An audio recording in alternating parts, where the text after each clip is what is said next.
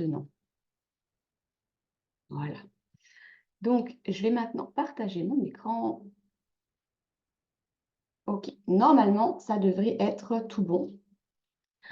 Vous devriez voir mon écran. Alors, donc, je suis ravie ce matin de pouvoir vous parler, de la cote de crédit et comment essayer de d'améliorer, au maximum, celle-ci. On le sait tous, c'est vraiment, la pierre angulaire de, beaucoup de choses quand on arrive au Canada et c'est notamment aussi, un point souvent méconnu, on va dire pour la plupart des gens, pour la plupart des gens qui sont là.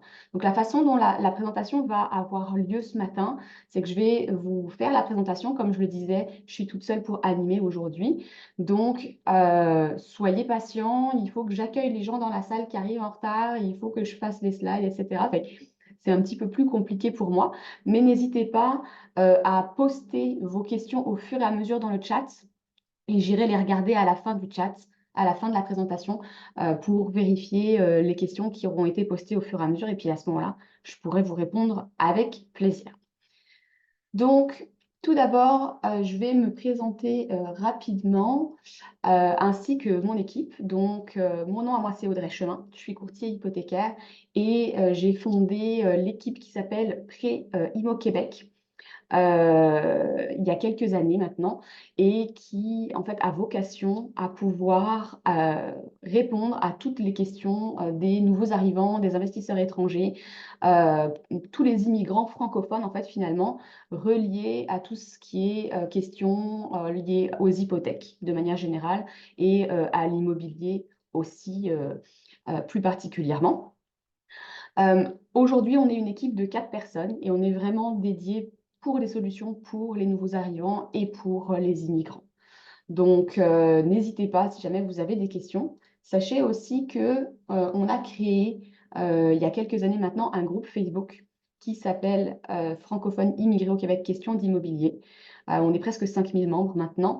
Et donc, sur ce groupe, il y a beaucoup de questions qui tournent, beaucoup de capsules qui sont postées aussi régulièrement sur le sujet de l'immobilier. Il est co-administré avec des spécialistes en finance et des spécialistes en courtage immobilier. Donc, vraiment, on a beaucoup de sujets qui sont abordés à cet endroit-là.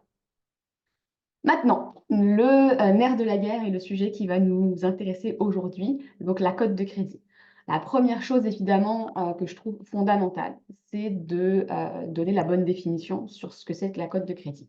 Alors, il faut savoir que la cote de crédit, c'est une collecte d'informations sur vos habitudes de vie et la gestion de votre crédit pour prédire votre comportement futur. Donc, il faut noter que les habitudes et les informations qui sont collectées vous concernent, vous, le consommateur. Donc, c'est le premier pictogramme qu'on voit ici à gauche. Le consommateur, on récupère toutes vos informations liées à vos habitudes de crédit. Donc, par exemple, on voit ici les cartes de crédit, les cellulaires, les prêts immobiliers, les prêts hypothécaires, les prêts auto.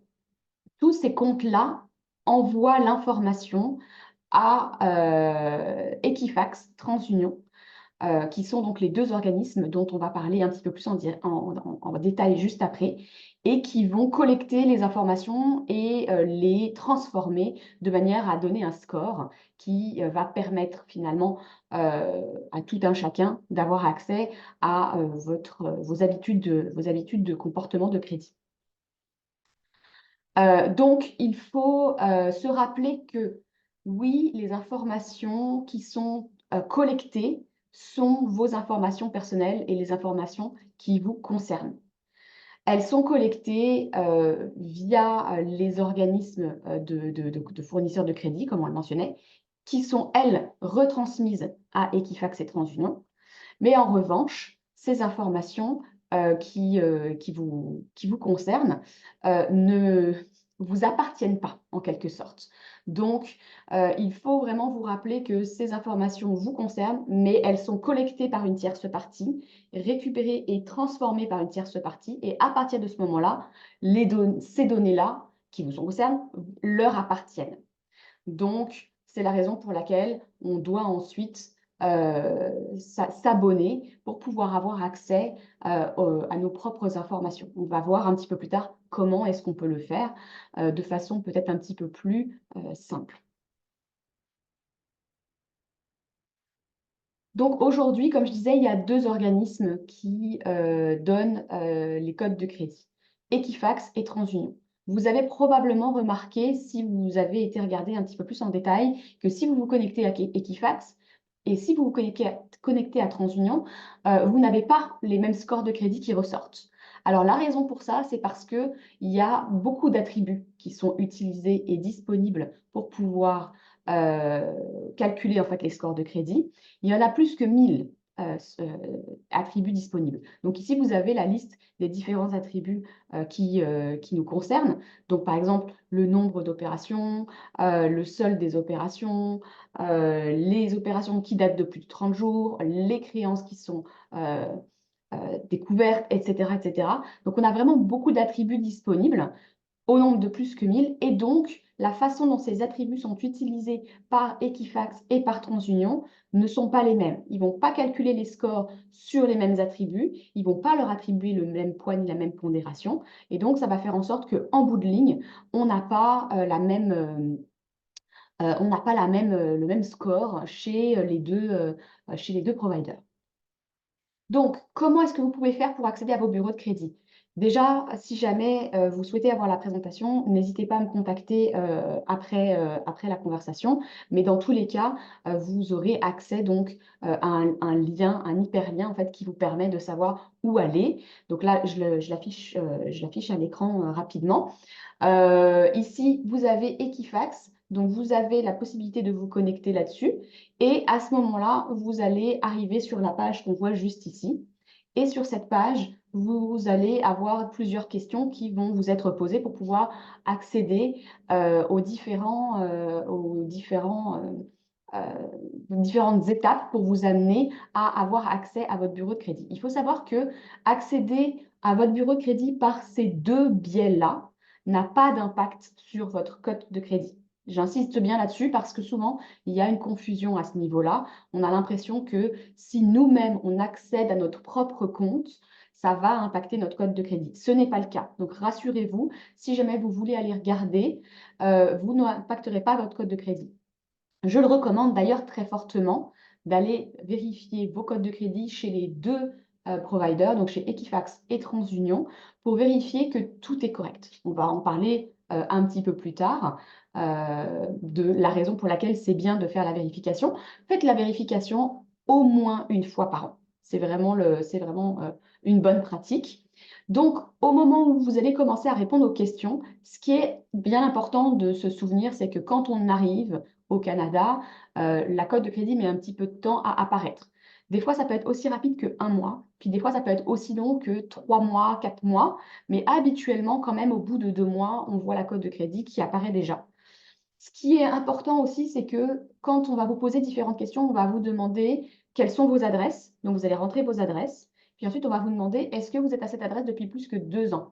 Si jamais vous n'êtes pas arrivé depuis plus de 2 ans et que donc vous avez une adresse antérieure à l'étranger, répondez quand même oui à la question, êtes-vous à cette adresse depuis plus que 2 ans? Parce que sinon, il va vous demander votre adresse antérieure et il ne reconnaît pas les adresses étrangères.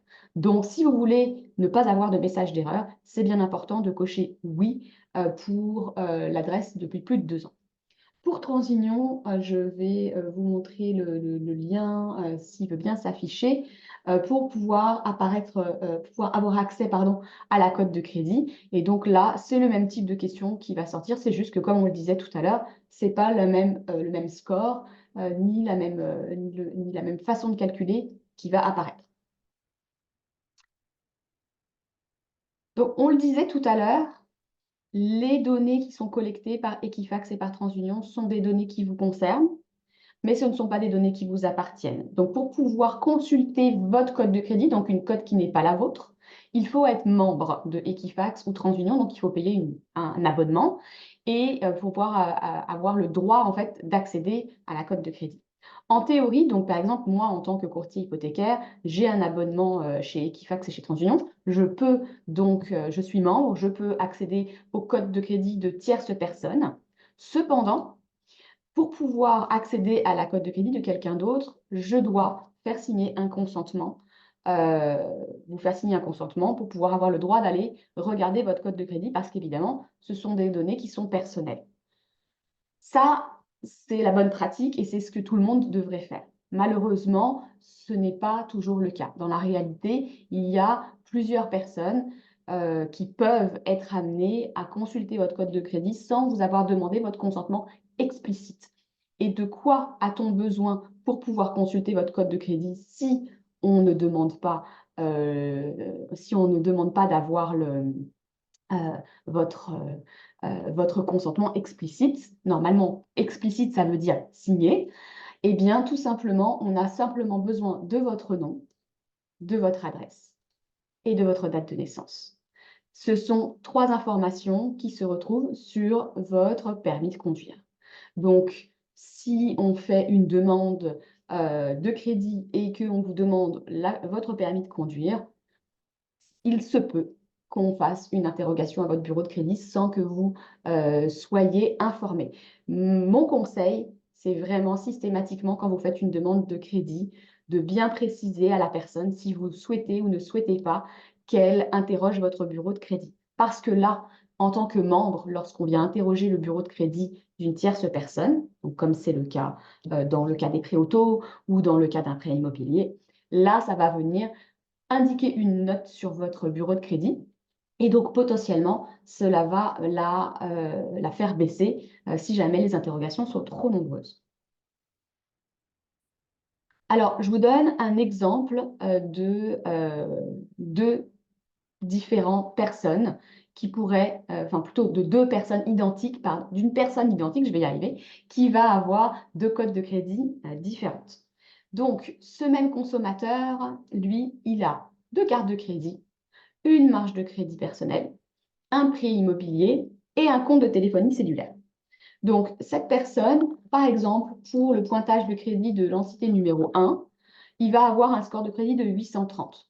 Parce que cette entité numéro 1, elle va utiliser le fait qu'il y ait 4 lignes d'opération commerciale et elle n'utilise pas, par contre, le compte de téléphonie mobile. Donc, elle va donner le score de 830. L'entité B, de son côté, elle va lui donner le score de 780. Donc, on voit ici donc 50 points de moins.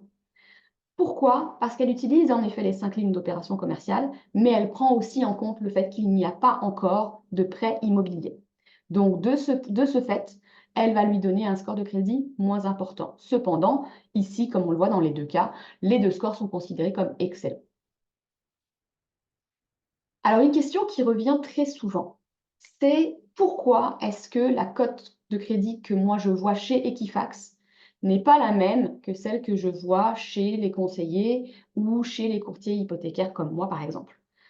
Alors, peut-être que vous le savez ou peut-être que vous ne le savez pas, en effet, la cote de crédit que vous voyez lorsque vous vous connectez à votre Equifax n'est pas la même que celle que moi je vois quand je me connecte à votre Equifax. La raison pour cela, c'est que Equifax utilise 4 scores différents, qu'on voit ici à l'écran. On a le score FICO, le score ERS, le score CRP et le score BNI. Dans les faits, nous, en tant qu'institution financière, on utilise le score FICO. C'est celui, la plupart du temps, qui fait référence lorsque on a besoin de prendre une décision pour un prêt immobilier. Vous, quand vous allez vous connecter sur votre Equifax, en théorie, ce que vous voyez, c'est le CRP. Le CRP est généralement, et le RS aussi, sont généralement plus permissifs que la cote FICO. Et la raison pour cela, c'est que la cote FICO est beaucoup plus drastique sur tout ce qui est erreur courante qu'on va voir un peu plus tard, sur la gestion des cartes de crédit, sur les comptes en souffrance, etc. Le BNI, lui, de son côté, en fait, c'est le score qui indique le risque de faillite. Donc, c'est un score qui est complètement à part et qui est déconnecté, en fait, des 3 autres. Et on va regarder juste après en quoi ça consiste exactement. Donc, chaque score est associé à comment dire, des bonnes pratiques et un catalogue et un rangement en fonction de ce qu'on considère comme étant bon ou en ce qu'on considère comme étant moins bon. Ici, par exemple, ce qu'on peut voir, c'est que sur le pointage FICO, pour pouvoir avoir un score qui est qualifié de excellent, il faut avoir un score qui est supérieur à 799, donc pratiquement 800. Alors que sur le score ERS, pour avoir un score qui est considéré comme excellent, il faut avoir un score qui est supérieur à 760. Donc, c'est certain que le score, comme je le disais tout à l'heure, ERS est quand même beaucoup plus permissif. De son côté, la fourchette de BNI, il n'est pas sur la même note. Les trois autres scores sont sur 900, alors que le pointage de BNI est sur 1000. Et donc là, on voit que les scores de BNI, pour être excellent, il faut être à 979. On s'entend, c'est quand même très compliqué d'avoir un score à 979. Chaque créancier est ensuite libre d'appliquer ses propres critères. Donc, en interne, les créanciers vont calculer ce qui s'appelle donc les cotes internes et qui va prendre en considération les scores FICO, les scores ERS, les BNI et ensuite mixer le tout et produire une note interne sur laquelle eux, ils vont se baser en interne et qui va déterminer si oui ou non ils vous considèrent pour vous accorder un prêt par la suite. Alors, le portrait du consommateur idéal, selon Equifax et selon le TransUnion, ce serait une personne qui aurait 2 cartes de crédit, un prêt immobilier, un prêt automobile et un compte de téléphonie cellulaire. Ça, c'est vraiment les 5 lignes idéales de toutes les personnes qui souhaitent avoir le profil le plus maximisé au niveau des cotes de crédit. J'ai mis la marge de crédit personnel un peu en retrait parce que ça peut être quelque chose d'intéressant, mais ce n'est pas nécessairement quelque chose qui revient comme étant le plus intéressant d'un point de vue score de crédit. Alors, comment est calculée la cote? Donc, on l'a dit tout à l'heure, il y a plusieurs critères qui rentrent en ligne de compte pour pouvoir calculer cette cote. Et il y a des pondérations, comme vous pouvez le voir sur ce pie chart ici, qui viennent impacter plus ou moins les notes qui vont y être associées. Le premier score qui va être utilisé, c'est la combinaison de comptes de crédit. Ça veut dire euh, la représentation de différents comptes de crédit à l'intérieur du profil d'une même personne. Donc, est-ce que j'ai une variété de produits différents? Est-ce que j'ai un prêt auto? Est-ce que j'ai un compte de téléphonie cellulaire? Est-ce que j'ai des cartes de crédit? Est-ce que j'ai des prêts immobiliers? Donc, le fait d'avoir une variété de produits différents va me rapporter plus de points. Et ça compte pour 10% du score de crédit. Le fait d'avoir du nouveau crédit, donc d'avoir un crédit qui est récent, ça va compter pour 10% du score de crédit. Alors attention, quand on dit nouveau crédit, ce n'est pas nécessairement l'ouverture de nouvelles lignes de crédit. C'est le fait d'avoir des lignes de crédit qui sont actives, donc qui vont continuer à envoyer de l'information de façon régulière et non pas des lignes de crédit qui ont été nouvellement ouvertes et qui fonctionnent seulement depuis peu de temps. Alors ça rentre, mais surtout, si j'ai des lignes de crédit qui sont ouvertes depuis longtemps mais qui continuent de fonctionner, ça rentre aussi comme du nouveau crédit parce que l'information a été nouvellement envoyée. Au contraire, si j'ai par exemple une carte de crédit que j'ai ouverte depuis longtemps mais que j'ai cessé d'utiliser, je n'ai plus de nouveau crédit, même si ma carte de crédit existe toujours. La durée de l'historique de crédit, donc c'est 15%. Donc ça veut dire, quand on dit durée de l'historique de crédit, c'est la durée d'ouverture de la fiche. Donc la durée pendant laquelle, en fait, finalement, la fiche de crédit a été ouverte. Donc, si je suis arrivée en 2022 et que ma fiche a été ouverte donc à mon arrivée en 2022, mon historique de crédit va avoir pratiquement 2 ans maintenant, par exemple. Donc ça, c'est vraiment la date à laquelle la première ligne de crédit a été ouverte. Ensuite, l'utilisation du crédit, ça compte pour 30%. Donc là, on commence à rentrer dans vraiment les choses qui sont particulièrement importantes. C'est la façon dont j'utilise mon crédit. Donc, est-ce que j'ai eu des retards? Est-ce que j'ai dépassé mes plafonds? Est-ce que je me suis rapprochée de mes plafonds? Est-ce que j'ai des comptes des recouvrements en souffrance? Donc tout ça va rentrer dans l'utilisation du crédit et qui va faire en sorte justement que ça va me rapporter jusqu'à 30% des points de mon crédit. Et le dernier, c'est les historiques de remboursement. Donc la différence avec l'historique de crédit, c'est l'historique de remboursement, c'est par exemple, j'ai un prêt auto qui a été ouvert en 2022 et qui est encore ouvert aujourd'hui. Donc j'ai 2 ans d'historique de remboursement sur ce prêt auto-là. Si j'ai une carte de crédit qui est ouverte depuis 10 ans et que je continue de l'utiliser, je vais avoir 10 ans d'historique de remboursement de crédit sur cette carte-là. Donc la capacité à avoir des historiques de remboursement de crédit longs et sans défaillance va avoir un impact sur la façon dont ma cote de crédit va être calculée. Alors, là, on va rentrer dans vraiment plus particulièrement sur le comment booster la cote de crédit. Mais d'abord, on va parler du top 5 des raisons pour lesquelles vous devriez avoir une cote de crédit. Alors, on s'entend quand on est nouveau et qu'on vient immigrer au Canada depuis peu. Dépendamment des pays dont on vient, on n'a pas forcément toujours le réflexe de se dire qu'il nous faut une cote de crédit, qu'il nous faut du crédit pour pouvoir prétendre à quelque chose derrière. Donc, notre réflexe n'est pas nécessairement de vivre à crédit, c'est plutôt de vivre sur nos économies. Et donc ça peut arriver que j'ai des personnes que je rencontre et qui n'ont pas du tout d'historique de crédit. Alors, il y en a quand même des raisons pour lesquelles vous devriez y songer. La première, tout simplement, c'est basique, hein, on le sait, c'est pour acheter à crédit. Donc, c'est-à-dire acheter une maison, acheter une auto, on va avoir besoin que vous ayez un historique de crédit. Alors attention, ça ne veut pas dire que si vous êtes arrivé depuis peu et que votre code de crédit n'est pas encore disponible ou si vous voulez acheter depuis l'étranger, ça ne veut pas dire qu'on ne peut pas le faire. On peut le faire, on va trouver des moyens différents, mais si vous êtes installé ici depuis un moment, et que vous n'avez pas d'historique de crédit, là, ça peut être gênant parce que là, à ce moment-là, les créanciers ne comprennent pas nécessairement pourquoi est-ce que vous n'avez pas développé d'historique de crédit alors que vous étiez déjà sur place et que c'est le mode de fonctionnement d'ici au Canada. La deuxième, c'est pour bénéficier des meilleurs taux. Plus votre cote de crédit est élevé, plus vous allez avoir de chances de pouvoir bénéficier de taux avantageux. Donc, c'est vraiment important de pouvoir y penser pour pouvoir, vous, ensuite, réduire vos mensualités et réduire également donc, les intérêts que vous allez payer. Pour bénéficier des meilleurs prêteurs pour votre projet, chaque prêteur, chaque créancier a des normes en fonction des cotes de crédit qu'ils vont juger comme étant bonnes, moyennes, excellentes. Et donc, certains prêteurs vont fermer la porte à des cotes de crédit qui vont être plus basses.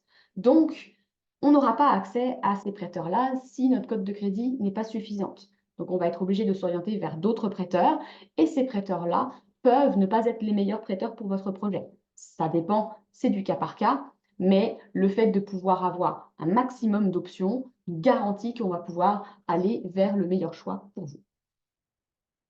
Pour bénéficier de la meilleure capacité d'emprunt, tout simplement parce que de la même façon que les prêteurs ont des normes sur un go, no-go avec des profils d'acheteurs, ils ont aussi des critères pour la capacité d'emprunt. Donc, plus ma cote est élevée, plus je vais être capable d'aller emprunter un montant plus important selon ma situation. Donc, si ma cote de crédit est plus basse et que je voudrais emprunter un montant un peu plus élevé pour un projet futur, une maison ou une auto, alors la cote de crédit pourrait être une des raisons pour lesquelles on ne serait pas capable d'aller au maximum de notre capacité d'emprunt. Et pour finir, pour bénéficier d'offres collatérales concurrentielles. Ça veut dire que si j'ai la possibilité d'aller avec un prêteur X et que j'ai une belle cote de crédit, alors il pourrait être en mesure de nous offrir d'autres offres en plus qui vont potentiellement être des offres avantageuses. Évidemment, dans ces cas-là, ça va nous aider et ça pourrait également nous ramener des rabais supplémentaires. Alors ça y est, c'est le moment où on va rentrer dans le vif du sujet de comment est-ce qu'on peut booster notre code de crédit. Pour ça, il faut bien comprendre le top 5 des erreurs les plus courantes qui dévaluent votre cote. Et quand, la plupart du temps, vous pensiez bien faire.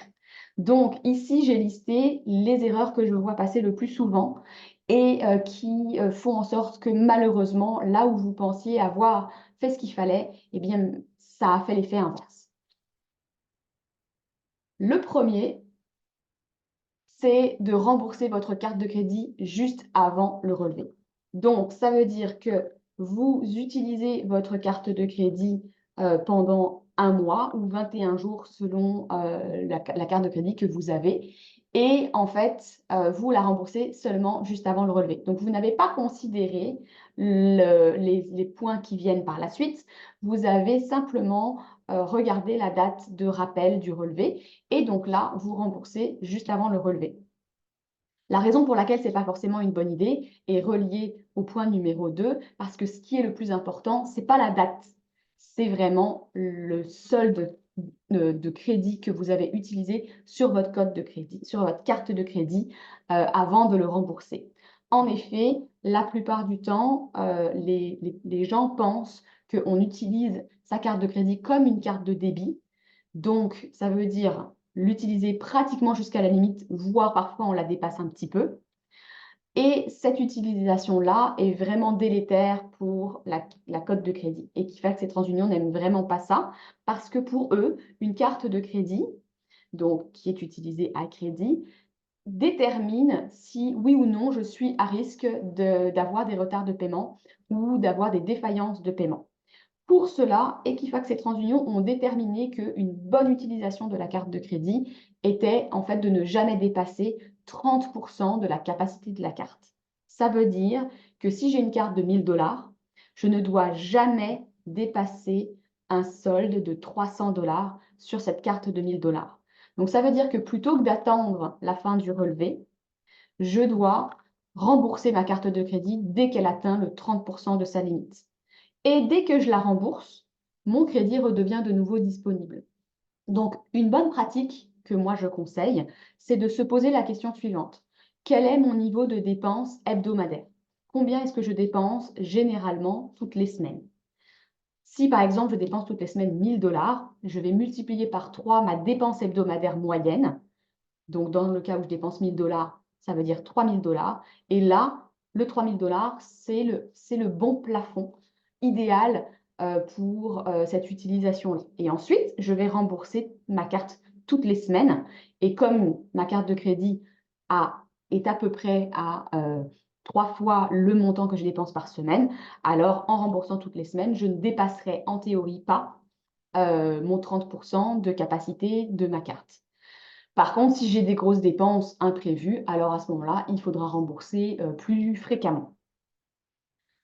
Ne pas utiliser sa carte de crédit est aussi une mauvaise idée. Pourquoi? Parce que, comme on l'a vu tout à l'heure, en fait, on a besoin d'avoir du crédit nouveau, c'est-à-dire du crédit actif. Donc, les banques sont vraiment, ont vraiment besoin, et Equifax a vraiment besoin de pouvoir voir comment vous vous comportez récemment pour pouvoir maintenir à jour votre code de crédit. Donc, de ne pas utiliser la carte du tout n'est pas une bonne idée non plus. Idéalement, je parlais tout à l'heure de ne pas dépasser le 30%, mais idéalement, on dépenserait au moins 15% sur sa carte de crédit de façon régulière et ensuite, on rembourse dès qu'on atteint le 30% et avant l'émission du relevé, bien entendu. Ouvrir une carte de crédit dans un magasin comme Canadian Tire ou Best Buy, par exemple, n'est pas une bonne idée non plus. Souvent, on va arriver dans ces magasins-là, ils vont nous poser des questions, ils nous proposer cette carte-là, et puis on va se dire, bah, pourquoi pas? Après tout, ça n'engage à rien, ça ne paye, ça n'a pas de conséquences. Si ça a une conséquence, parce qu'en effet, Equifax et TransUnion partent du principe que si vous avez ouvert une carte de crédit dans ce genre de magasin-là, c'est peut-être parce que vous n'aviez pas été accepté dans dans une institution financière classique, donc dans une banque ou dans un compte de dépôt. Donc, automatiquement, comment dire, Equifax et TransUnion vont décoter la cote parce que ils vont être partis de ce principe-là, puis c'est un algorithme, il n'y a personne qui est derrière et qui réfléchit. Donc, à partir de ce moment-là, ils vont partir du principe qu'il y a quelque chose qui cloche dans votre compte. Et donc, ça va dévaluer automatiquement la cote de crédit. Dernière erreur courante, ne pas lier son cellulaire sur la carte de crédit. Donc, d'avoir un compte cellulaire et d'avoir des factures qu'on va rembourser régulièrement. Alors, dans ces cas-là, on va avoir plus de risques d'oublier en fait de payer une facture. Et en oubliant de payer une facture, évidemment, ça va nous coûter beaucoup de points. Alors que si on le lie à la carte de crédit, il y a la carte de crédit, comme on va la rembourser, comme je disais tout à l'heure, toutes les semaines, on n'aura pas de problème avec ça. Alors, je fais un petit aparté là-dessus, qui est une question qui revient très, très fréquemment et qui dit que si ma cote de crédit n'est pas forcément très bonne, c'est parce que je suis arrivée depuis peu au Canada. Attention, ça n'est pas tout à fait exact. Lorsque j'arrive au Canada, la cote de crédit qui m'est octroyée est automatiquement une bonne cote de crédit qui va se situer généralement autour de 720 sur 900 et qui est considérée comme une très bonne cote de crédit. Dans ces cas-là, est-ce que on a une cote de crédit qui va être moindre que 720? Alors, si c'est le cas, ça veut dire qu'il y a eu un comportement dans notre utilisation du crédit, par exemple, qui a dévalué la cote. Donc, généralement, si vous voyez que votre cote de crédit est en bas de 720, c'est probablement qu'il y a eu un de ces 5 comportements-là qui a fait que ça a fait baisser la cote de crédit. Donc ça, c'est des erreurs courantes qui sont relativement faciles, on va dire, à corriger. Par contre, ce qui entache vraiment la cote, c'est des paiements en retard ou des paiements manquants. Alors attention, ça c'est vraiment, vraiment, vraiment, ça vient vraiment impacter la cote de façon très forte. Les comptes qui sont en souffrance depuis 90 jours. Donc, je n'ai pas payé depuis 90 jours. Alors, à ce moment-là, je peux faire l'objet d'un recouvrement. Donc, dans ces cas-là, il y a un lien statistique qui va se mettre en place entre les comptes en recouvrement et la probabilité de manquer des paiements futurs. Donc, ça va venir vraiment faire baisser la cote parce que j'ai des comptes qui sont encore en souffrance, qui ne sont pas réglés. Et donc, ça vient faire baisser la cote de façon vraiment drastique, très, très rapide.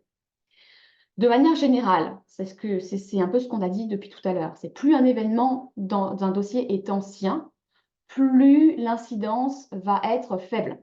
Donc, si j'ai fait une erreur il y a 7 ans, ça va me coûter beaucoup moins que si j'ai fait une erreur hier.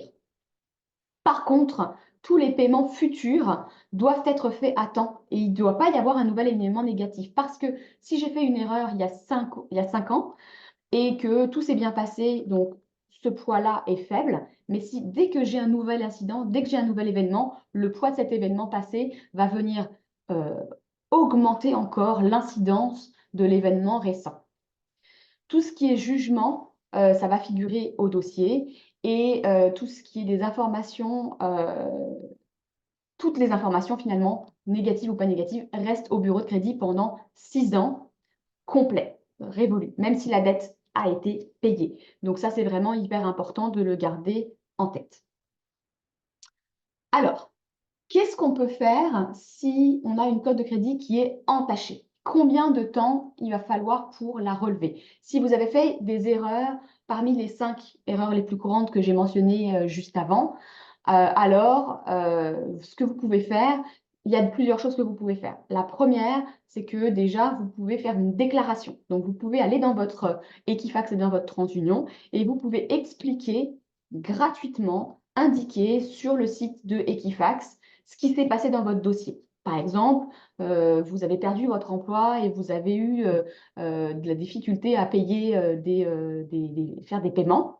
Et bien, tout simplement, vous allez noter spontanément sur votre bureau de crédit que c'est ça qui s'est passé. Vous avez eu une perte d'emploi et donc ça a généré des retards de paiement, mais maintenant le problème est réglé, par exemple. Et ça fait en sorte que lorsqu'on va aller chercher le bureau de crédit, ça va apparaître et donc on va pouvoir en tenir compte et le savoir. Si vous avez eu des soucis passés vis-à-vis de l'utilisation des cartes de crédit, comme j'ai mentionné tout à l'heure, donc c'est-à-dire vous avez dépassé le 30%, vous avez même dépassé peut-être les limites, etc. À ce moment-là, révisez votre utilisation de votre carte de crédit actuelle. Donc, par exemple, vous pourriez décider de laisser la carte complètement inutilisée, c'est-à-dire pas d'utilisation de la carte de crédit pendant quelques mois, peut-être 2-3 mois, pour la laisser au calme un petit peu, histoire que la cote se rebâtisse. Je disais tout à l'heure qu'il ne faut pas ne pas utiliser de carte de crédit pour pouvoir bâtir son crédit. Mais dans le cas où on a eu des utilisations erronées en fait, de carte de crédit, le fait de la laisser un petit peu tranquille, là, ça va quand même nous aider parce qu'au moins, on est sûr qu'il n'y a pas de problématique de dépassement de limites ou de soldes non utilisés. Donc, on peut décider de la laisser un petit peu tranquille. Si on n'a pas la possibilité de faire ça et de vivre vraiment uniquement sur sa carte de débit, alors on va vraiment l'utiliser au minimum de minimum et on va la rembourser très, très, très fréquemment pour éviter de se retrouver dans une mauvaise situation. Surtout, ne pas prendre de nouveaux crédits parce que dès qu'on prend un nouveau crédit, alors à ce moment-là, ça va venir impacter ma cote parce qu'il va y avoir une interrogation et donc ça risque de faire baisser ma cote encore plus. Souvent, les gens vont me poser la question, bah là, j'ai une carte de crédit que je n'utilise pas, est-ce que ça veut dire qu'il faut que je la ferme? Ou alors, j'ai pris une carte de crédit chez Best Buy, est-ce que ça veut dire qu'il faut que je la ferme? Ma réponse, ça va être ça dépend. Donc, ça dépend parce que si ma carte de crédit, c'est une carte de crédit d'une grande banque et qu'elle est là depuis longtemps, elle vous rapporte quand même beaucoup de points. Donc, peut-être qu'il vaudrait mieux recommencer à utiliser un petit peu cette carte plutôt que de la fermer. Par contre, si c'est une carte de crédit d'un magasin dont on ne se sert jamais, potentiellement, fermer cette carte-là, ça peut être une idée. En cas de doute, contactez-moi. On va regarder votre bureau de crédit ensemble et puis je vais vous faire des recommandations spécifiques à votre situation. Une question qui revient très souvent aussi, c'est pourquoi les informations dans mon bureau de crédit sont erronées. Alors, je dis erronées avec des guillemets parce que vous dites, bah, moi, mon solde sur ma carte de crédit en ce moment, c'est 1 000 $. Je l'ai remboursé, mais le mois dernier, c'est vrai que j'étais à 6 000, mais le remboursement a été fait entre-temps. Attention, n'oubliez pas que les informations ne sont pas envoyées en temps réel à Equifax et à TransUnion. Ça dépend de qui est le détenteur de l'information et qui l'envoie à Equifax et TransUnion. Ils vont l'envoyer de façon régulière, mais ils ne vont pas l'envoyer non plus de façon très fréquente. Donc, par exemple, si on regarde les distributeurs de crédit, donc par exemple tout ce qui est prêt auto, carte de crédit, etc., ils envoient les informations de façon mensuelle. Donc, ça veut dire que c'est seulement tous les mois qui vont envoyer l'information à Equifax et TransUnion et donc à ce moment-là, Equifax et TransUnion va se mettre à jour. La date à laquelle l'information est envoyée, généralement dépend du relevé, mais pas forcément. Des fois, il peut y avoir des retards, des fois, l'information n'a pas été mise à jour, des fois, ça prend du temps. Donc, en vous connectant sur votre Equifax ou votre TransUnion, vous allez savoir si oui ou non, en effet, l'information a été mise à jour depuis suffisamment peu de temps pour refléter comme il faut la réalité. Donc, n'oubliez pas ce décalage dans le temps, et c'est aussi ce décalage dans le temps qui peut expliquer parfois que, de manière générale, vous utilisez correctement votre crédit, mais que d'un seul coup, votre code de crédit diminue, tout simplement parce que le moment où l'information a été envoyée, c'était le moment où votre carte de crédit était loadée, alors que le reste du temps, elle ne l'est jamais. C'est pas de chance, mais ça, c'est ce qui se passe à cet instant-là qui a un impact et qui fait foi dans votre bureau de crédit. C'est la raison pour laquelle, si on a un bon comportement comme on vient de le voir, ça va vraiment aider beaucoup. Alors, si vraiment les informations sont erronées, il y a un formulaire en ligne, à la fois pour Equifax et à la fois pour TransUnion, qui vous permet de corriger les différentes erreurs. Les erreurs, il y en a dans, en moyenne, 50% des cas. Il ne faut pas oublier que Equifax et TransUnion, c'est un algorithme qui calcule, mais les informations sont remplies manuellement par des personnes humaines en fait. Donc, il y a des erreurs très, très, très, très, très fréquemment. C'est la raison pour laquelle je mentionnais en début de conversation qu'il faut vraiment aller vérifier son bureau au minimum une fois par an pour vérifier que les informations qui y figurent sont les miennes. Donc, est-ce que toutes les lignes de crédit qui apparaissent sont des lignes qui m'appartiennent? Est-ce que toutes les lignes que je possède apparaissent bien? Si j'ai 4 crédits différents, il faut que mes 4 crédits différents apparaissent et non pas seulement 2. Est-ce que mes emplois sont à jour? Est-ce que ma date de naissance est correcte? Et est-ce que mon nom est correct? Quand on vient de l'étranger et qu'on a couramment plusieurs prénoms ou plusieurs noms de famille, par exemple, si on a été marié et qu'on a pris le nom de famille du conjoint ou de la conjointe, alors c'est très fréquent qu'il y ait des erreurs à ce niveau-là. Donc, n'hésitez pas à aller vérifier parce que faire corriger certaines demandes, par exemple, corriger les noms ou corriger, enlever des lignes de crédit qui ne vous appartiennent pas, c'est très long. Et si j'ai un bureau de crédit qui est erroné avec des lignes de crédit qui ne m'appartiennent pas, je ne peux pas procéder à un achat parce que je dois avoir un bureau de crédit qui reflète ma réalité. Donc des erreurs de nom, de choses comme ça, on peut faire avec parce que c'est facile à prouver. Mais par contre, des lignes de crédit qui ne m'appartiennent pas, ça, c'est vraiment très, très compliqué à gérer. Donc, il faut vraiment garder ça en tête. Ensuite, si vraiment ça ne fonctionne pas pour vous parce qu'il y a des choses vraiment compliquées, vous avez une ligne que vous pouvez appeler pour le service aux consommateurs. Donc, je vous ai marqué ici, et notamment pour tout ce qui est vol d'identité. Si vous pensez avoir été victime d'un vol d'identité, il y a une ligne spéciale qui vous permet d'appeler et de contester cela, et aussi de demander d'ajouter une alerte en cas de vol d'identité sur votre dossier. En parlant plus spécifiquement de fraude ou de vol d'identité, donc il y a plusieurs services d'alerte, comme je mentionnais, offerts par Equifax. Le premier, c'est l'avis de fraude, qui donc fait en sorte que les personnes qui ont été victimes de fraude euh, vont systématiquement avoir la possibilité de transmettre, de donner leur accord pour ouvrir le bureau de crédit, même aux membres. D'accord? Et les alertes de vol d'identité pour tout utilisateur, comme je le mentionnais juste avant. Ces 2 alertes, elles vont rester dans le dossier pendant 6 ans, sauf si elles sont supprimées avant. Donc, n'hésitez pas, c'est quelque chose que vous pouvez vraiment faire.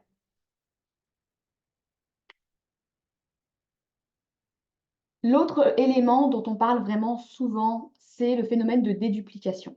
Il y a eu, il y a quelques années, un système qui a été mis en place par Equifax et par TransUnion pour dédupliquer.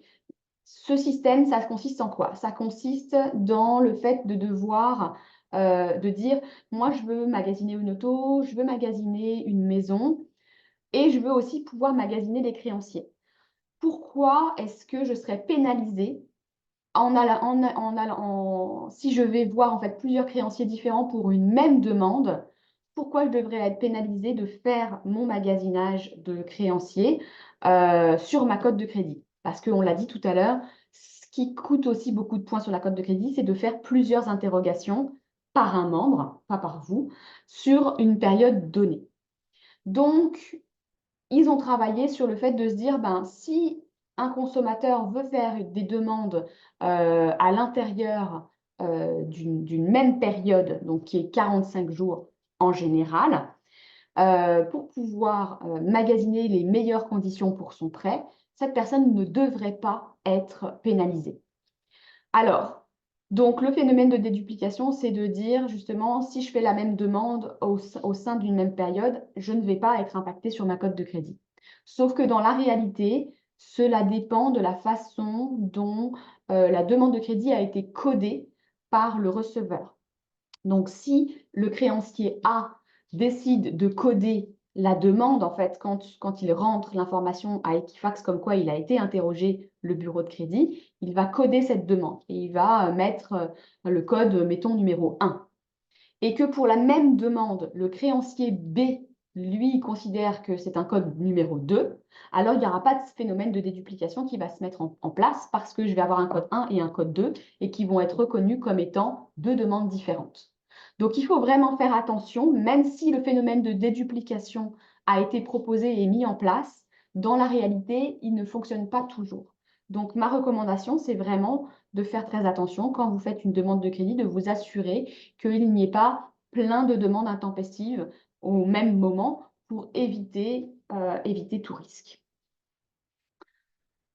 J'arrive à la fin de ma présentation. Je vous remercie pour votre attention. Maintenant, ça va être le temps des questions. Donc, je vais pouvoir ouvrir le chat avec les questions. En fait, n'hésitez pas à les poser maintenant.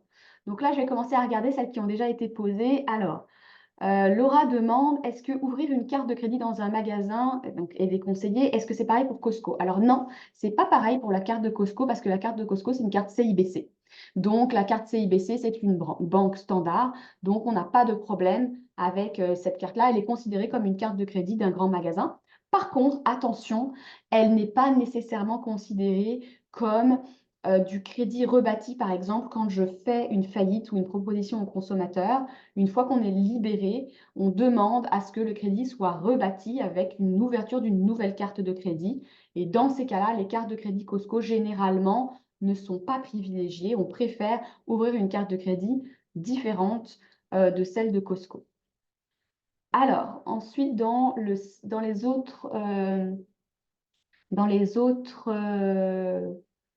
commentaires, alors, j'ai vu des gens qui n'avaient pas de son. J'espère que ça a bien été quand même. J'ai eu seulement 2 remarques. J'espère que ça a été pour les autres. Alors, j'ai une question de Anas qui demande qu'est-ce que les prêteurs alternatifs et quel code de crédit? Alors, les prêteurs alternatifs, en effet, sont des prêteurs qu'on appelle de type B ou de type C pour les prêteurs privés, qui sont des prêteurs pour les prêts immobiliers qui vont accepter d'aller prêter à des profils de personnes qui ne rentrent pas dans le profil des prêteurs standards qu'on appelle les prêteurs de type A. Donc, ces prêteurs-là vont accepter, par exemple, des personnes qui ont un crédit un petit peu plus entaché et en échange, ils vont facturer un taux hypothécaire plus élevé que le prêteur de type A. Pour quel code de crédit, honnêtement, ça peut être aussi bas que des codes de crédit de 500, par exemple, pour les prêteurs de type B. C'est sûr que plus la cote est basse, plus le taux impacté va être élevé. Pour les prêteurs de type C, la cote de crédit ne rentre pas en ligne de compte. C'est vraiment uniquement la maison qui va décider si oui ou non le prêteur y va. Par contre, dans les 2 cas, on a besoin d'avoir un apport plus important. Donc, pour pouvoir avoir l'option d'aller avec un prêteur alternatif, il faut toujours au moins mettre 20%, voire 25% d'apport. Et la zone géographique va aussi avoir un impact sur l'acceptation du dossier. Jérémy demande si on rembourse toutes les semaines, ça nous fait rembourser avant d'avoir le relevé et on n'a pas les points. Alors, je vais juste essayer de comprendre la question des points. S'il s'agit ici, Jérémy, de ta question sur les points de la cote de crédit, oui, le fait de rembourser toutes les semaines, donc rembourser avant le relevé, fait en sorte qu'on va avoir les points qui vont augmenter sur notre cote de crédit. Ça va être vraiment ça qui va faire en sorte que la cote va monter sans problème parce qu'on va quand même constater le fait qu'il y a une utilisation sur la carte de crédit entre-temps. N'oubliez pas que l'information est envoyée de la part du créancier vers Equifax et TransUnion seulement tous les mois à une date X qui n'est pas fixe. Donc, dans ces cas-là, les points vont nous être rapportés. D'accord?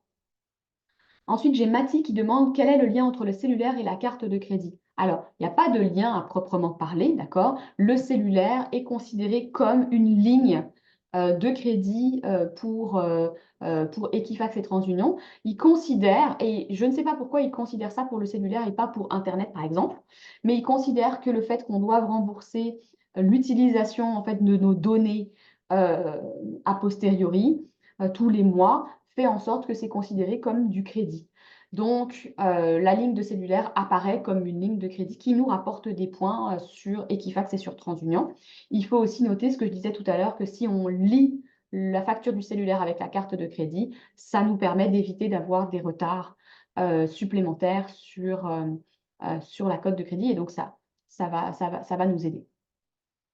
Toutes les banques et prêteurs envoient les infos à Equifax. Alors, Anas demande cette question. C'est une très bonne question. Alors, non, tous les créanciers n'envoient pas les informations à Equifax. Et c'est vrai que des fois, quand on va regarder sur notre Equifax, il y a des fois des prêts qu'on a qui ne vont pas forcément apparaître. C'est le cas de certains créanciers pour des prêts immobiliers qui ne vont pas nécessairement envoyer l'information de manière régulière à Equifax. Et donc, ça se peut qu'on ait des dettes qui n'apparaissent pas sur notre Equifax. Si jamais vous avez un doute, honnêtement, appelez Equifax. Vous voyez qu'il manque un prêt sur votre bureau de crédit, appelez-les pour faire corriger et vérifier si c'est normal, si c'est lié finalement au créancier ou si c'est lié à une erreur de la part de Equifax.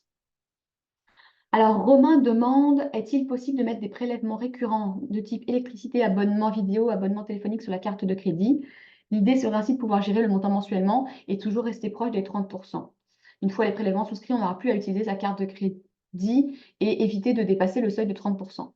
Alors oui, c'est tout à fait possible. On peut décider de mettre en place les prélèvements automatiques directement sur la carte de crédit. Ça dépend de votre abonnement téléphonique, vidéo, etc. Mais pour pouvoir avoir donc ainsi un seuil qui soit suffisant et ne jamais dépasser le 30%, ça va dépendre aussi du seuil de votre carte de crédit. Exemple, si vous faites passer uniquement votre cellulaire, votre Internet et votre Netflix, par exemple, ou votre électricité, admettons que vous allez en avoir pour peut-être 300 $ de dépenses par mois. Bon, donc, alors à ce moment-là, avec une carte de crédit de 1000 $, c'est parfait. Mais si votre carte de crédit, elle vaut 10 000 $, ben, ce 300 $ là risque d'être pas suffisant pour potentialiser la cote de crédit. Peut-on programmer un remboursement automatique dès 30% d'utilisation? Laurent demande ça. Alors, c'est une bonne question. Je sais qu'il y a plusieurs banques qui le proposent en effet, mais le 30% du solde n'est pas forcément toujours un déclencheur. Parfois, ce qui va être le déclencheur, c'est dès qu'on arrive à un montant X, et donc c'est à vous d'enclencher le remboursement du montant X. Mais oui, en effet, c'est possible. Donc, vérifiez avec votre banque comment est-ce que eux ils fonctionnent, parce que c'est vraiment banque à banque que ça, il faut le vérifier directement. Jessie demande que veut dire marge de crédit? Alors, la marge de crédit, c'est un dispositif spécifique à l'Amérique du Nord. Il s'agit en fait d'une réserve d'argent qui va être disponible pour un consommateur et qui va fonctionner comme une carte de crédit. C'est-à-dire qu'on va dire, sur base de votre profil, on vous octroie une réserve d'argent de 10 000 $ par exemple, et cette réserve d'argent-là fonctionne comme une grosse carte de crédit. Parfois, il y a une carte physique qui est remise, parfois non. Et donc, on va se servir de cet argent-là pour faire des dépenses parfois plus importantes qu'avec une carte de crédit, parce que souvent, la marge de crédit, le montant peut être un peu plus important qu'une carte. Donc, on va être en mesure de pouvoir rembourser régulièrement la marge de crédit de la même façon qu'on rembourse finalement la carte de crédit. Et idéalement, on a un fonctionnement similaire à celui de la carte, donc on essaye de ne pas dépasser trop d'utilisation, mais le calcul est quand même plus permissif sur une marge parce que comme c'est une réserve d'argent, ben, on part du principe que potentiellement au début, en tous les cas, on en a utilisé une plus grosse partie. Léanie demande on n'a pas vu l'URL de TransUnion. Alors oui, effectivement, je ne sais pas pourquoi ça n'a pas fonctionné. Je vous invite à me recontacter. Je pourrais vous le renvoyer en privé si vous voulez ou vous envoyer directement la présentation. Romain demande, lors d'un achat immobilier par crédit, doit-on avoir chaque conjoint une carte de crédit et quel code sera choisi? Comment utiliser la notion d'être à deux? Alors, excellente question. Lorsqu'on est deux, la plupart des prêteurs, on va prendre la meilleure des deux cotes pour se baser sur l'octroi du taux, par exemple. Par contre, effectivement, il nous faut avoir deux cotes différentes Donc, pour avoir deux codes différents, idéalement, on aurait deux cartes de crédit séparées et non pas une seule carte qui va venir fonctionner liée l'une avec l'autre. C'est-à-dire, si jamais je fais une dépense et que je vais regarder sur le compte de mon conjoint ou ma conjointe et qu'il voit sur sa carte de crédit apparaître ma dépense à moi, ça veut dire que cette carte de crédit est la même. Elles sont liées toutes les deux. Alors que si j'ai une carte de crédit spécifiquement pour moi, toutes mes dépenses à moi vont rester chez moi et les dépenses de mon conjoint ou ma conjointe vont rester de son côté. Donc, idéalement, ce serait de mettre en place tous les conseils que j'ai mentionnés, mais pour les deux profils séparés. Il faut vraiment partir du principe que ici, on est vraiment considéré comme deux individus différents. Donc, oui, je vais prendre la meilleure cote des deux, mais attention, si j'en ai un des deux qui a un comportement vraiment délétère, ça peut entacher le dossier complet. Donc, il faut vraiment, idéalement, avoir les deux un bon comportement. Laurent demande quelles conditions pour pouvoir acheter quand on arrive depuis la France. Alors, ce n'est pas l'objet de la discussion d'aujourd'hui. Je vous invite à reprendre contact euh, euh, si vous êtes venu avec Accès Études Québec sur cette conférence-là. On va donner une conférence spécifiquement là-dessus très prochainement et que je vous invite à les recontacter pour savoir quelle sera la date de notre conférence là-dessus. Mais il va y avoir une conférence qui va être exclusivement dédiée sur les conditions pour pouvoir acheter quand on arrive de l'étranger. Quelle est la différence entre une carte de crédit et une carte bancaire? Alors, en fait, la carte de crédit, c'est vraiment une carte qu'on utilise à crédit. La carte bancaire, entre guillemets, c'est la carte de débit. Donc, c'est la même carte que celle qu'on a quand on est en Europe. Donc, c'est vraiment important vraiment de considérer la différence entre les deux. La carte de crédit, j'achète à crédit. Donc, j'ai de la demande de dépenses qui s'accumulent à crédit pendant un temps. Et si je ne la rembourse pas avant les 21 ou 28 jours selon le contrat que j'ai avec ma banque, alors j'ai des intérêts qui vont s'appliquer. Contrairement à la carte de débit où ça va se prélever directement sur l'argent qui me reste sur mon compte bancaire, comme les cartes de crédit européennes. Que faire lors d'un achat et qu'un des conjoints a une mauvaise cote de crédit? Est-ce que le couple est pénalisé? Bon, j'ai répondu à ça un petit peu plus haut. La réponse, c'est ça dépend de à quel point est-ce que le comportement a été délétère. Si jamais c'est votre cas, je vous invite à me contacter en privé. On va pouvoir regarder ça en détail.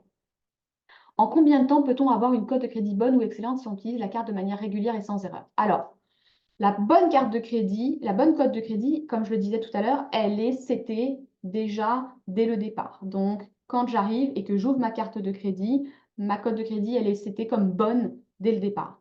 Si ensuite j'utilise ma carte de crédit de façon régulière et sans erreur, ma cote de crédit va au minimum se maintenir ou au mieux augmenter. Attention, le profil idéal donc, pour pouvoir se rapprocher d'une cote de crédit de 900, c'est d'avoir non seulement une utilisation de la carte de crédit régulière et sans erreur, mais d'avoir aussi plus de crédits différents. Donc d'avoir sa ligne de cellulaire, d'avoir potentiellement une deuxième carte de crédit, d'avoir un prêt auto, d'avoir un prêt immobilier. C'est ça qui va faire que on va se rapprocher des 900. Mais à minima, si j'ai une carte de crédit, que je l'utilise correctement, à minima, je vais avoir une cote qui va être au départ de 720 et qui ensuite va se rapprocher probablement de 750 par exemple. Bon, j'ai eu une question qui demandait si j'étais en conférence pour l'immigration. Donc là, non, ce n'est pas la conférence sur l'immigration, c'était la conférence sur les codes de crédit. Les achats du quotidien sont-ils toujours à faire avec une carte de crédit? Courses, restaurants, ou l'usage de la carte de débit est à privilégier? Donc, idéalement, en Amérique du Nord, c'est vrai qu'on conseille d'utiliser la carte de crédit pour pouvoir justement bâtir ce crédit et donc utiliser la carte de crédit et jongler avec. Après, il y avait une question un petit peu plus haut de dire, bon, est-ce que je ne peux pas juste gérer sur ma carte de crédit mes dépenses courantes de type Internet, téléphonie, etc. Et tout le reste, je le fais avec ma carte de débit. Oui, c'est possible aussi. Ça dépend vraiment de votre mode de fonctionnement. Tant et aussi longtemps que vous utilisez quand même une carte de crédit à minima pour pouvoir construire en fait cette historique de crédit. Le reste, après, c'est vous qui voyez. Gardez cependant en tête que si vous utilisez une carte de crédit, chaque opération de la carte de débit, pardon, elle compte comme une opération et donc qui est facturée dans votre forfait bancaire. Alors que la carte de crédit, si vous faites 10 opérations sur une carte de crédit, c'est le remboursement de la carte de crédit qui va compter comme une opération. Alors qu'avec la carte de débit, si vous faites 10 dépenses sur la carte de débit, vous avez 10 opérations. Donc techniquement, si vous faites toutes vos dépenses sur la carte de débit, vous aurez besoin d'avoir un forfait d'opération plus important avec votre institution bancaire. C'est vrai qu'au départ, il y a plusieurs institutions bancaires qui donnent nombre d'opérations illimitées pendant 1 an ou 3 ans, dépendamment chez qui vous êtes. Mais au bout de cette année ou ces 3 années, vous n'aurez plus accès à un nombre illimité d'opérations. Donc, faut juste faire attention à ça. J'ai toujours entendu dire qu'appeler le service à la clientèle de Equifax et TransUnion, c'est pas évident. Oui, c'est vrai. Lorsqu'il y a une erreur, ça prend beaucoup de temps. Est-ce que vous entendez? Oui, non, c'est vrai. Là, je ne peux pas dire le contraire. Appeler Equifax et TransUnion, c'est pas facile. Ils ont embauché beaucoup de monde récemment et les personnes ne sont pas toujours formées comme il faut. Donc, c'est vrai que c'est compliqué. Il faut s'armer de patience. Des fois, il faut rappeler plusieurs fois jusqu'à temps qu'on tombe sur la bonne personne. Ça prend du temps. Si c'est des erreurs qui sont faciles à corriger, ça va bien. Mais si on est sur des choses un petit peu plus complexes, comme on parlait tout à l'heure, des problèmes de nom, problèmes de date de naissance ou problèmes de crédit qui ne nous appartiennent pas, c'est vrai que c'est plus compliqué. Donc, si jamais il y a quelque chose vraiment de spécifique, encore une fois, venez me voir en privé, puis on va en discuter plus en détail. Comment est calculé le montant de la carte de crédit et l'évolution dans le temps? Alors, Laurent, je ne sais pas si ta question est comment est calculée la limite autorisée sur la carte de crédit. Ça, c'est vraiment spécifique à chaque banque, mais en gros, ça va dépendre de ton utilisation. Si tu utilises bien ton crédit et que tu l'utilises suffisamment sur ta carte de crédit, ils vont t'octroyer régulièrement des augmentations de plafond. J'ai beaucoup de personnes qui pensent qu'on est obligé d'accepter les augmentations de plafond. Si vous n'avez pas des grosses dépenses et que avoir une carte de crédit de 10 000 $, ça ne vous ressemble pas parce que vous ne dépensez pas 3 000 $ par mois ou même par semaine, alors vous n'êtes pas obligé d'accepter l'augmentation du plafond. Ce qui est vraiment important, c'est de garder comme bonne utilisation, je dépense entre 15% et 30% de la limite de ma carte de crédit en tout temps. Et là, ça va vraiment déterminer votre solde, votre limite idéale. Merci Romain, bonne journée. Est-ce qu'il est possible de passer d'une compte de crédit de 550 à 650 facilement? Il y a des stratégies, facilement non. Ça dépend ce qui s'est passé. Je vous invite à venir me voir en privé pour qu'on en discute plus en détail. Je reçois souvent des offres de carte de crédit, 2,99% pour 10 mois pour augmenter ma limite ou même des offres de nouveaux produits. Est-ce que ça me nuit? Ça se peut, ça dépend de type de carte de crédit. Si c'est une carte de crédit qui n'est pas une carte de crédit d'une grande institution financière, oui, il y a toujours un souci. Moi, je dis toujours, si l'offre est trop belle, il doit y avoir quelque chose quelque part, hein, et qu'il faut vraiment, vraiment faire attention. Je pense que je suis arrivée à la fin des questions. Si jamais vous avez d'autres questions, n'hésitez pas. Je vérifie juste. On a quand même déjà dépassé l'heure qui nous était octroyée. J'ai une dernière question ici. Si on ne dépasse pas le seuil de 30% au cours du mois, est-ce qu'il vaut mieux payer une fois par mois ou plus régulièrement? Si jamais on ne dépasse pas le 30% au cours du mois, donc au cours du relevé, on peut en effet, dans ces cas-là, juste rembourser une fois par mois, c'est suffisant. On n'est pas obligé de rembourser toutes les semaines si on ne dépasse pas le 30%.